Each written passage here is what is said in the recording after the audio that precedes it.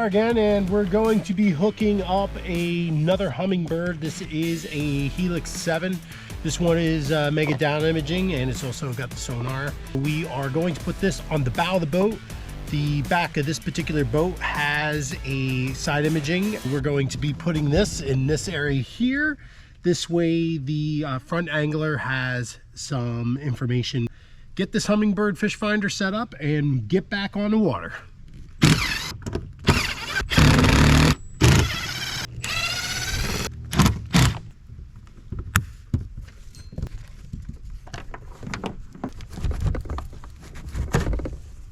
We have plenty of power up here, which is nice. Yeah, so here's the other Humminbird here, just kind of waiting to do its job. I gotta clean this wiring up. I cannot leave this wiring like this.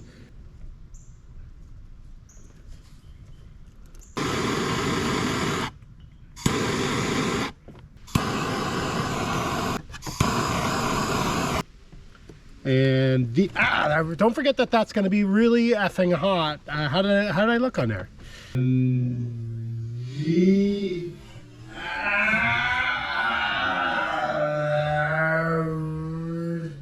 Yeah, don't touch those. They're super hot.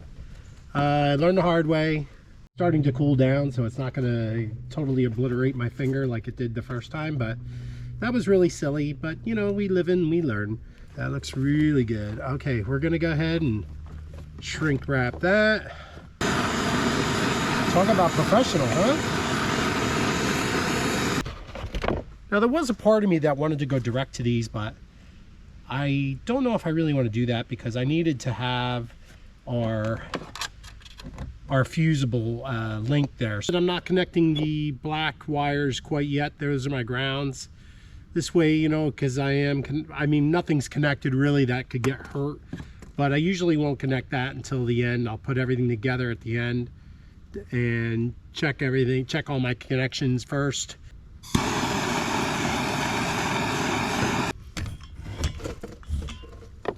right, we should be able to connect our ground wires at this point.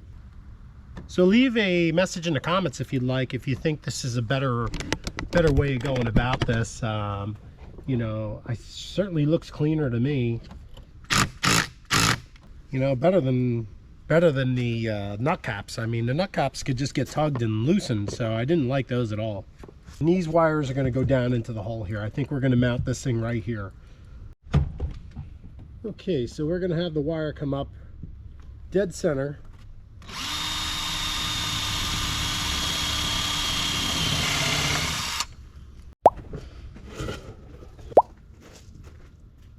To me, I'm going to make a few marks.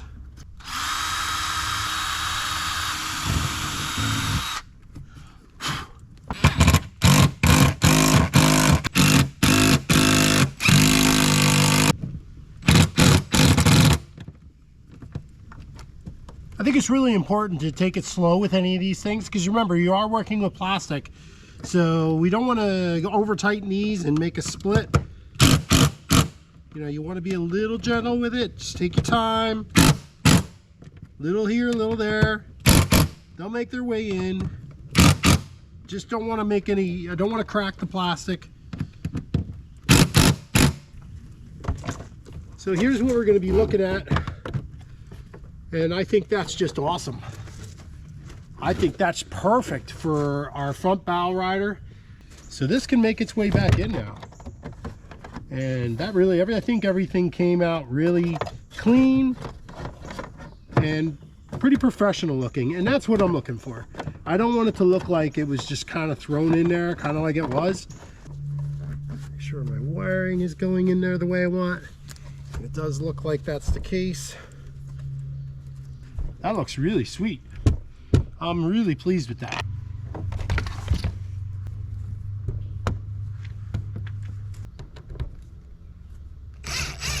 Okay, we're all buttoned up on this side, and here's where it starts to get interesting.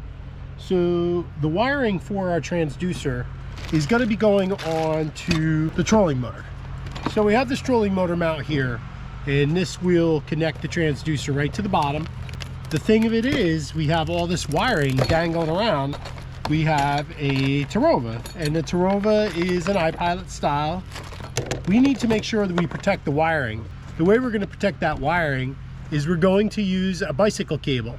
This has a natural coil to it, and basically what we're going to do is we're going to wrap the wire or zip tie the wire directly to this, so when it deploys, the wiring will be attached to this and it will basically be coiled as well. So we have certain clips here, some eye bolts that are going to replace one of the screws that we have. Oh cool, we got another Humminbird sticker. Yay, Humminbird sticker, yay. Yay, Humminbird. So I do have to deploy this a little bit just to kind of get myself out of the clips. So you've probably seen these on other people's boats. They certainly gave us enough line here. Now, I'm gonna try to put this cable up so it doesn't grab onto items that might be in the water. Okay, so we have our transducer. Now we have to find the best area for it. The wiring always goes to the back. So looks like we're gonna have to put a couple spacers in here.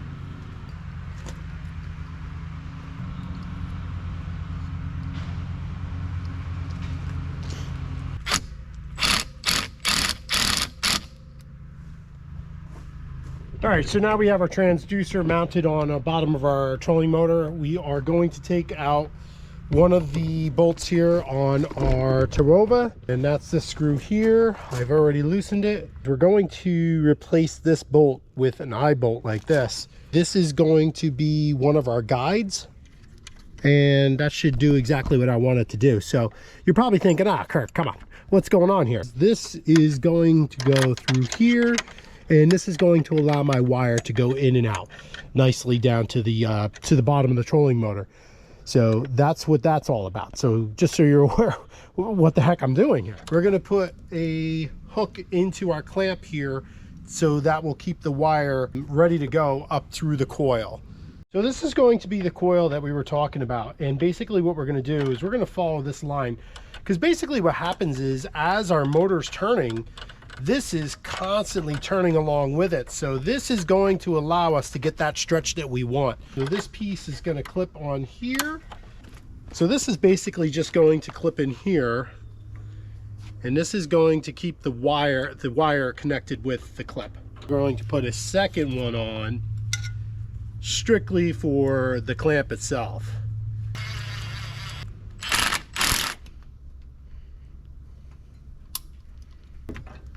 Like so.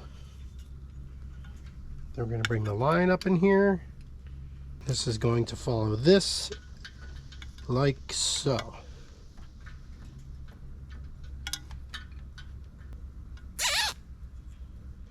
All right, so we got the wire run here, and we got to go all the way up, and then we're going to go ahead and loop it through this, and that's going to free flow through there. I'll put one more zip tie heavy on the top like I did the bottom. All right, so we have that all cleaned up, and basically what's going to happen is when we're done using the trolling motor, that's going to come up.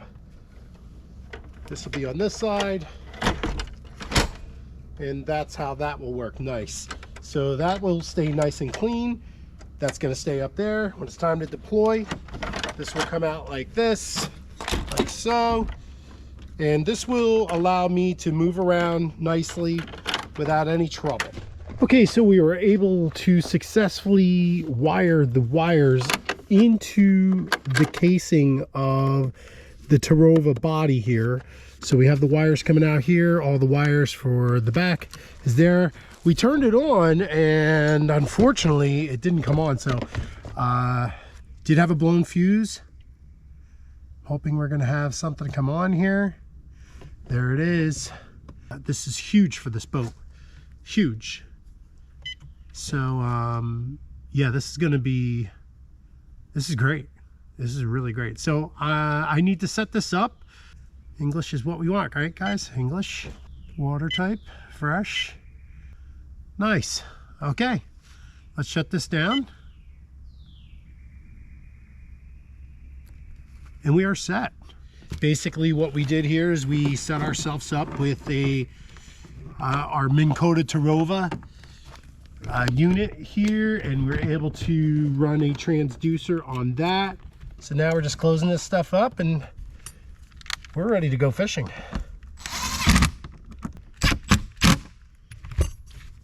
Okay, well, that's about it. That's a wrap.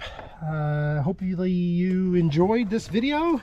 So we've been doing a lot of modifications on this boat, and this boat's just about set. I think I have everything the way I want it. Minn Kota Tarova, deck handler. The boat's clean. It's a beautiful boat, a lot of fun. I get places where I can't get the big boat. We're going to take this into smaller lakes that we can't get the big boats in, and we should be able to fish just about every structure, which is really cool. We could probably even take this up on out on the Delaware River, some of the smaller lakes. We had some real good success, you know. I mean, I was on a small lake when I caught that huge muskie. I don't think I could have taken the large boat out there. Not that I would have had a big enough net anyway. I really appreciate you guys watching. If you enjoyed the video, or you'd like to share the video, or even subscribe for the next video that we have coming up, please do so, and we hope to see you on the next one. Thanks guys for watching. I really appreciate it. Checking out